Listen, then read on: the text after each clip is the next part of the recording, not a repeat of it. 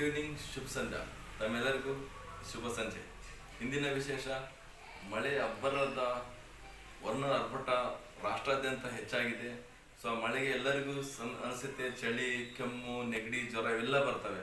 ಅದೆಲ್ಲಕ್ಕೆ naturally treatment, ನೈಸರ್ಗಿಕವಾಗಿ ಸೂಫಿ ಸಂತರು ಉಪಯೋಗಿಸುವ ಈ ಪಾಯ. ಇದರಲ್ಲಿ ವಿಶೇಷವಾಗಿ ನೀರು, ಬೆಲ್ಲ, ಸ್ವಲ್ಪ ಅಲ್ಲ, ಜಿಂಜರ್, ಅರಿಶಿನ ಪುಡಿ, ಟರ್ಮರಿಕ್, ಬ್ಲ್ಯಾಕ್ ಪೆಪ್ಪರ್, ಕರಿಮೆಣಸು, ಇದರ ಮಿಶ್ರಣದಿಂದ ಈ ಥರ black tea, green tea ready ಆಗ್ತದೆ. ನೇಚುರಲಿ ಈ ಥರ ಟೀ ಕುಡಿಯೋದ್ರಿಂದ ನಮ್ಮಲ್ಲಿ ರೋಗ ನಿರೋಧಕ ಶಕ್ತಿ ಹೆಚ್ಚಾಗ್ತದೆ. ನೆಗಡಿ, ಕೆಮ್ಮು, ಜ್ವರ, ಮೈನೋ ಎಲ್ಲವೂ ಈ ಡ್ರಿಂಕ್ಲಿಂದ ದೂರ ಆಗ್ತದೆ. ಅದೇ ರೀತಿ ಚಿಕ್ಕ ಮಕ್ಕಳಿಗೆ ಬರೀ ಹಾಲು, ಬೆಲ್ಲ, ಸ್ವಲ್ಪ ಜಿಂಜರ್ ಅಲ್ಲ, ಸ್ವಲ್ಪ ಅರಿಶಿನ ಪುಡಿ, ಮಕ್ಕಳಿಗೆ ಬ್ಲ್ಯಾಕ್ ಪೆಪ್ಪರ್ ಅವಶ್ಯಕತೆ ಇರುವುದಿಲ್ಲ. ಸೊ ಹಾಗಾಗಿ ಬರೀ ಬೆಲ್ಲ, ಅಲ್ಲ, ಹಾಲು ಮತ್ತು ಅರಿಶಿನ ಈ ಥರ ಹಾಲು ಡ್ರಿಂಕ್ ಮಾಡಿ ಕೊಟ್ಟರೆ ಮಕ್ಕಳು ಸ್ಟ್ರಾಂಗ್ ಆಗ್ತಾರೆ, ಎನರ್ಜೆಟಿಕ್ ಆಗಿರ್ತಾರೆ.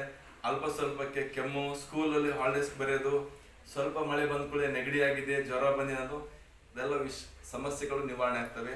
ಈ ಥರ ಮಿಲ್ಕನ್ನು ದಿನಕ್ಕೆ 2 ಬಾರಿ ಕೊಡಿ. ಸೀನಿಯರ್ ಸಿಟಿಜನ್ಸ್ ಏನೇ ಥರ ಬಾಡಿ ಪೇನ್ ಇದ್ರು ಈ ಥರ ಟೀ, ಕಾಫಿ ಬದಲು ಈ ಥರ ಅಲ್ಲ ಮಿಶ್ರಿತ, ಬೆಲ್ಲ ಮಿಶ್ರಿತ, ಅರಿಶಿಣ ಮಿಶ್ರಿತ, ಕರಿಮೆಣಸು ಮಿಶ್ರಿತ ಟೀಯನ್ನು ಮಾಡಿ ಕುಡಿರಿ. ಹೆಲ್ತಿಯಾಗಿರಿ. ಮುಂದಿನ ಸಂಚಿಕೆಯಲ್ಲಿ ಮತ್ತೆ ಆರೋಗ್ಯವರ್ಧಕ ಆಸನ ಡ್ರಿಂಕ್ ಜೊತೆಗೆ ನಿಮ್ಮೊತ್ತಿಗೆ ಬರ್ತೀನಿ. ಈ ಮಳೆಯಲ್ಲಿ ಸ್ವಲ್ಪ ಹುಷಾರಾಗಿರಿ. ವಿಶೇಷವಾಗಿ ಆರೋಗ್ಯವೇ ಮಹಾಭಾಗ್ಯ. ನಮ್ಮ ಆರೋಗ್ಯ ನಮ್ಮ ಕೈಯಲ್ಲಿ, ನಮ್ಮ ಮನೆಯಲ್ಲಿ. ಧನ್ಯವಾದಗಳು.